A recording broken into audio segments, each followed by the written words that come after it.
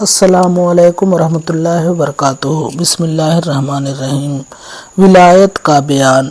ولایت دربار خداوندی میں ایک خاص قرب کا نام ہے جو اللہ تعالیٰ اپنے فضل و کرم سے اپنے خاص بندوں کو عطا فرماتا ہے۔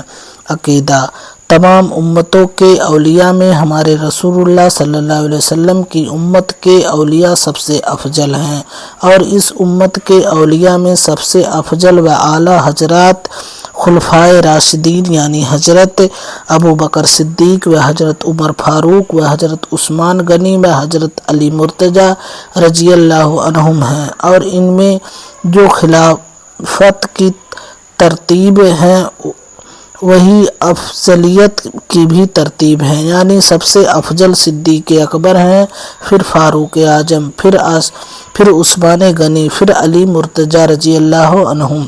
عقیدہ: اولیاء کرام حضور صلی اللہ علیہ وسلم کے سچے نائب ہیں۔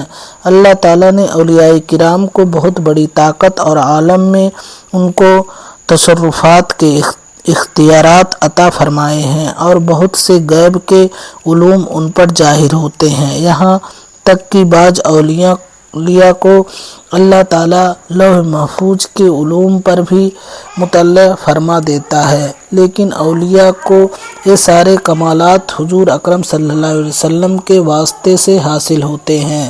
عقیدہ: اولیاء کے کرامات حق ہیں، اس کا منکر گمراہ ہے۔ کرامت کی بہت سی قسمیں ہیں، مثلاً مردوں کو زندہ کرنا، اندھوں اور کوڑھیوں کو شفا دینا، لمبی مسافتوں کو منٹ 2 منٹ میں طے کر لینا، پانی پر چلنا، ہواؤں میں اڑنا، دور دور کی چیزوں کو دیکھ لینا۔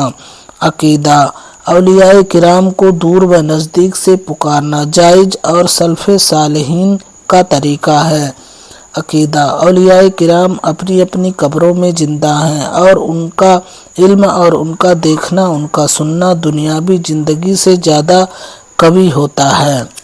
عقیدہ: اولیاء کرام کی مزارات پر حاضری مسلمانوں کے لیے سعادت و برکت کا سبب ہے، اور ان کی نیاز و فاتحہ اور ایصال ثواب، مستحب اور خیر و برکت کا بہت بڑا ذریعہ ہے۔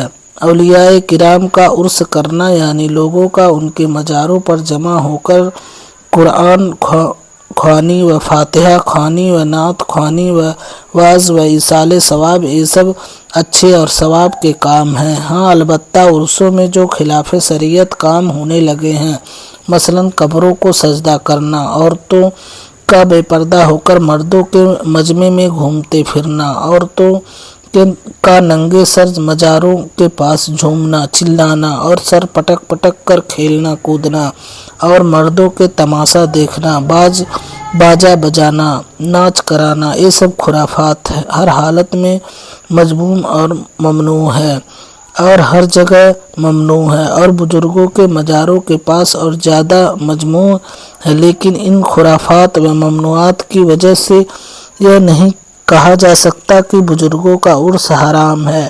جو حرام اور ممنوع کام ہے ان کو روکنا لازم ہے۔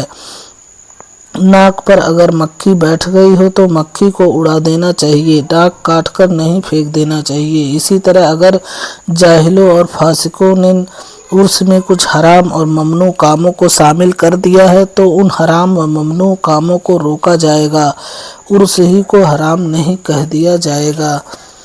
پیری مریدی: علماء اور مشائخ سے مرید ہونا اور ان کے ہاتھوں پر گناہوں سے توبہ کر کے نیک اعمال کرنے کا عہد کرنا جائز اور ثواب کا کام ہے، مگر مرید ہونے سے پہلے پیر کے بارے میں خوب اچھی طرح جانچ پڑتال کر لیں، ورنہ اگر پیر بدعقیدہ اور بد مذہب ہوا تو ایمان سے بھی ہاتھ دھو بیٹھیں گے۔ آج کل بہت سے ایمان کے ڈاکو پیروں کے لباس میں پھرتے رہتے ہیں، لہٰذا مرید بننے میں بہت ہوشیار رہنے کی ضرورت ہے۔